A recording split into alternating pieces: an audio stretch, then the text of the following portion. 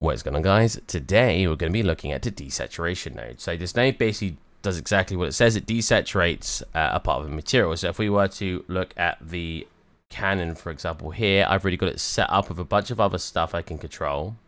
And if I write saturation in, I've got it nicknamed sat.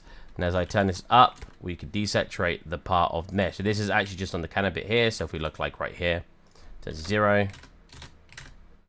And if you actually go negative, you'll start basically saturating it instead. So -10, you get super saturated. And then if you go 10, you'll invert your saturations. If you go, so if you're at the value of 1, you'll completely desaturate. As you go above it, you'll start basically inverting the saturation. All right. So how do you set that up? Actually, first I'll say what the uses for it could be, right? So if you're in an environment, you might say, oh, I could just desaturate the whole thing. You could do that in your post-processing, right? But if you have certain parts that look a little bit too saturated or a little, like, not saturated enough, you can then just use the material to slightly bring them up and down instead of re-exporting them more saturated to make it a bit more dynamic. So let's create our material. We're going to call this desaturation test. Let's throw it in our cannon, or like cannon materials. Or textures, and then throw them where they need to go. I've shown how to set this up before. Boom, boom, boom. Sweet. And that should be our that part of the texture done, right? So if we were to grab this and throw this on the cannon, we're done. Now, I can't desaturate it now. First, let's right click it, create a material instance, and throw that on. If we open this up, we won't have any parameters we want to change. So let's come into here, move this away, drag off of this, right in desat, hold 1 and left click to get your parameter. We're going to convert it, and we're going to call it a just desat, just whatever you want.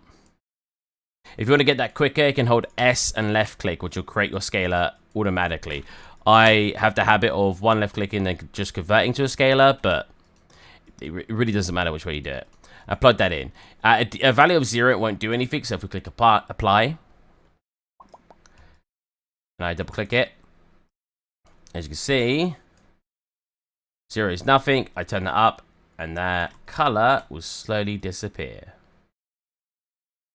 And boom, your desaturation node. Again, if you go negatives, you'll saturate it more, and if you go above the value of 1, you'll invert saturation.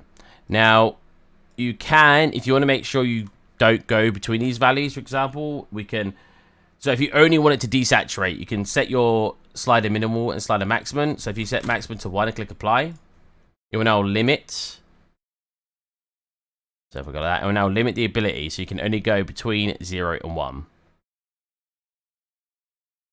I like having this one open anyway, or at least to the value of maybe -2 or -1.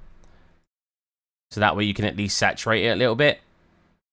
And yeah, this just basically helps you in your environment or your props. So in this case, I've got a prop of like, what, 6 actors on it or 6 elements on it. It just gives you the ability to micromanage the little parts of your asset. Like, if I was like, oh, I want the brass, the parts that I've got selected right now, to be more saturated, I can go -0.2, and we can have a little bit more saturation on it. I hope you guys enjoyed this stream, and I'll catch you next time.